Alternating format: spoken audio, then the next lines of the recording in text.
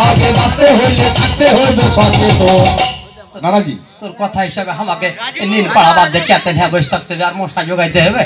দেখো দেখো যারা কানে বহিরে ঠসা তোমরা দিয়ে কি কহে জানি না নানা, তো বহিরা গেলা যদি পরীক্ষা নেওয়া হয় তো বহিরাতে A+ পাইতে হবে আমি নিশ্চিত। না এটাই ঠিক আছে, তুই যেটা কাম করবি কাম করার মতন করতে। আমি ওই চেতনের কথা কইনি, আমি কহেছি এই ডেঙ্গু জ্বর থেকে বাঁচতে গেলে হারাকে সজাগ সচেতন থাকতে হবে না, বুঝতে পারলে? এটা কি করতে হবে? আমি কহেছি সচেতন আর শুনে চেতন হয়ে থাকতে হবে। ও সচেতন, মানে এমনি তো চেতন হয়ে থাকো, তিন নানি শুধু যে কাজটা জোগাড় হয় বাড়িতে এমনি চেতন। ও খালি চেতন না, গোটা ওয়ার ঘে জ্বালাতে গোটা পাড়া পতে বেশি চেতন। হ্যাঁ সিসকানে গেতাছি হ্যাঁ যে বাস্তব আমার কোথায় করবে আমি ওয়ার ঘে আমত ফুটে কাজে জ্বালাতে আমি মাঠে ঘাটে খাইতে যাই একটু যে রাইতে আরাম করে সুদ বতে সুদ নিন কেমন যেতে পারবো না জানিস না। হার বাড়িতে এটা একটা নিয়ম আছে, যদি কাজে লেগে যায় তো মনে হয় যে পাঞ্জরে কোনো হাট বাজারই হয়েছে। হ্যাঁ হাট বাজারই হয়েছে, শুনে নাও না এটা এই যে দেখে দাও ডেঙ্গু হচ্ছে একটা মশাবাহিত রোগ। আচ্ছা বুঝতে পারলা, এটা প্রতিরোধ করতে হবে আমরাকে। প্রতিরোধ করা বলতে কি আমরাকে সজাগ সচেতন থাকতে হবে, বুঝতে পারলে? সজাগ সচেতন থাকতে, হ্যাঁ সজাগ তাহলে এই সজাগটা হারকে কাকন পৌরসভা নানারা এটা করছে, হারা করছে, তাহলে আমরাকে ওই নানারকে সুতে সহযোগিতা করে হারাকে সচেতন থাকতে হবে, তাহলে এই ব্যারামটা আমরাকে কম হবে বা হবে না। হ্যাঁ না না মানে সতর্কর ঘরে চুরি কম, চুরি কম। কিন্তু না না এই যে মনে করো এডিস মশা, বুঝতে পারলে এই যে ডেঙ্গু যে রোগটা বহন করে বেড়ায়, হ্যাঁ তো এখন নানারা এই সচেতনটা কেনে করছে? হ্যাঁ তুমি যেরকম দেড়হামু কথা কহ, সেদিন ফের একটা মশা মাছির কথা কহছি, না না খাবার দাবার উদাম করে থুইও না, হ্যাঁকা ঢুকা খাও, এত রোগ জীবাণু ছড়ায়। তোর সরকারকে কহে এগুলা ওই মশা মাছি গেলাকে একটু মুঞ্জা পিন্ধার ব্যবস্থা কর না। হ্যাঁ আচ্ছা কহ তো, এটা কোনো প্রশ্ন হইল কে? এত গেলা হাজার হাজার মশা মাছি এগুলাকে বলে মুঞ্জা পড়াইতে হবে। ও না মুঞ্জাটা পড়লে কি হয়, ধরে একটা মশা মলের উপরে বসলো, ও তো আবার যা খাওয়ার উপর বসলো ওই পান লিয়ে, তো পায়ে তো মল ওটা না করে মশার পিছনে না দৌড়িয়ে আমরা যদি খাবারটাই ঢেকে তুই ভালো মতন, তাহলে তার ওই রোগ ব্যাধিটা হাড়ের ভিতরে যায় না। এটা তো হাড়ের ভিতরে হচ্ছিল না, তুই ভালোই তুই বুদ্ধি কুটি হাসিস না বা মিথ্যা কথা কইলাম না, এখন প্রশাসক না আমাকে সামনে একলা মিথ্যা কথা কইছো। তুমি যদি হাকা বুদ্ধিমানি মনে করবে তাহলে আর বিয়াটা কেন ভাঙলা? সেদিন বিহা দেখতে যায় আমাকে কইছে হবে বিহা যে করবি তো তুই সম্পর্ক জানিস? আমি বলে সম্পর্ক জানি না, কোনটা কে হয়। হ্যাঁ তো জানি না, জানিস জানি তুই ধরে দেখো তা নানাকে সামনে ইন্টারভিউ লিয়ে এলাম আমার। হ্যাঁ নানাকে সামনে আমার ইন্টারভিউ লিয়ে এলাম। তুই যাকে বিহা করবো ওই তো সম্পর্ক কে হবে? এটাই বলে ওটা আমার সম্পর্কে যাই হোক না, ওটা আমার বুদ্ধির ফিরে যাবে নাকি? হ্যাঁ তো কি হবে কহ? কেন ওটা আমার ওয়াইফ হবে। ওয়াইফ কেমন পাইপ কথা আল্লাহ রে, পাইপ ওই বইরা ওটা ওয়াইফ মানে স্ত্রী হবে, স্ত্রী হবে।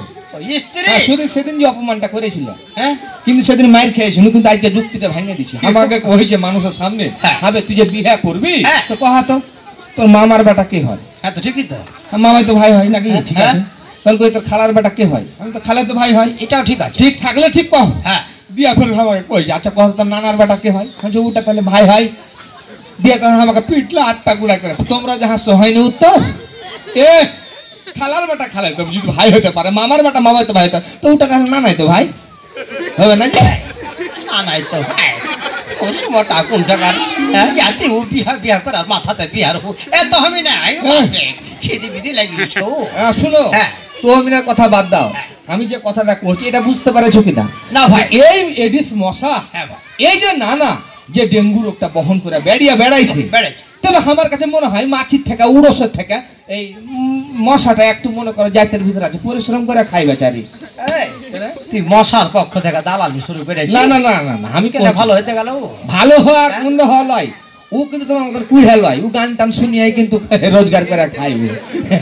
এটা কথা আমি হইলা তোমার চরিত্র গান মশা থেকে খারাপ উড়সের মতন, ও আশা কুটুস করে রক্ত খেয়ে যায় সেটে যায়, তুমি জেনে করো হ্যাঁ রক্ত কিসে খাইছে? হ্যাঁ কিসা খাইছে? হ্যাঁ আমার কথা কইছি তাহলে শুনে লাও না, বুঝতে পেরেছো? না ভাই বুঝতে পেরেছি, সেটাই কইছি না। না না সুস্থ ভাবে বাঁচতে হইলে থাকতে হইবে সচেতন।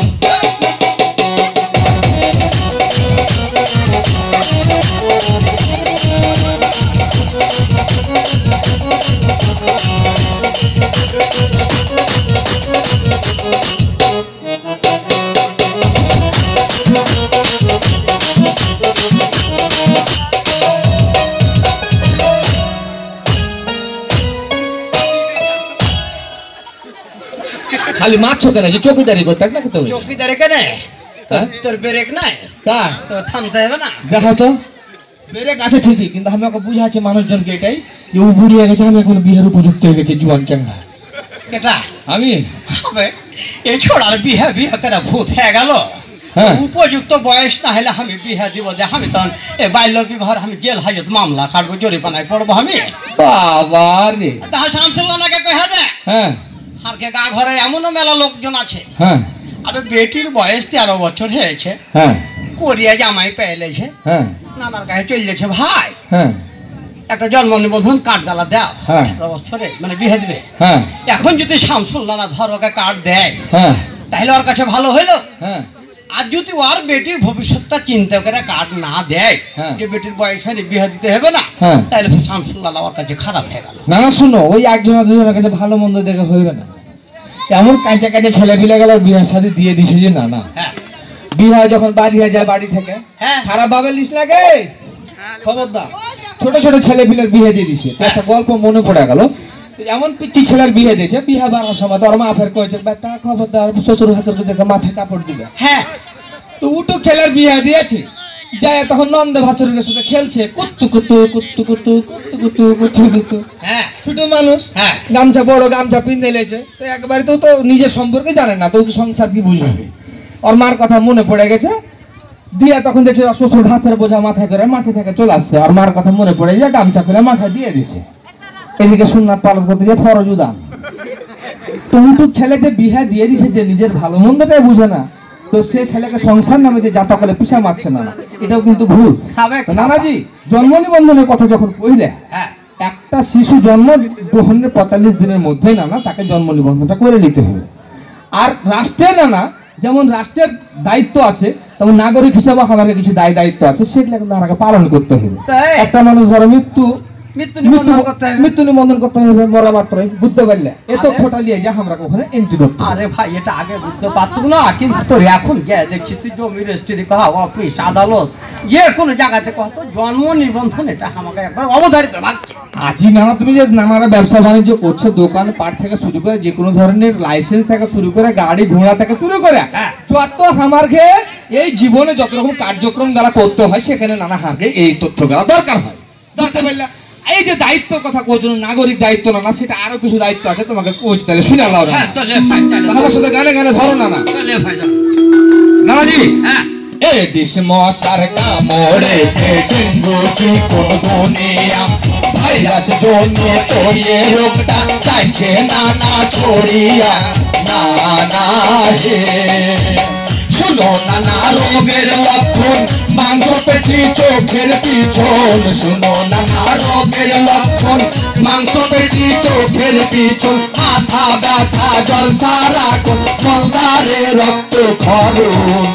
নানাজি, এই যে ডেঙ্গু চিকন গুনিয়া নানা, এগুলা যদি হয় না, তোমরা লক্ষণটা দেখে কি বুঝবে? যে কি ধরে বুঝবে যে তোমার ডেঙ্গু হয়ে গেছে নানা? বুঝতে পারলে? হ্যাঁ, কি দেখে ভালো কথা কয়েছিস, কিন্তু তোকে দেখে এতক্ষণ ভয় পাচ্ছিল ভাই, এখন আর ভয় নাই। কেন?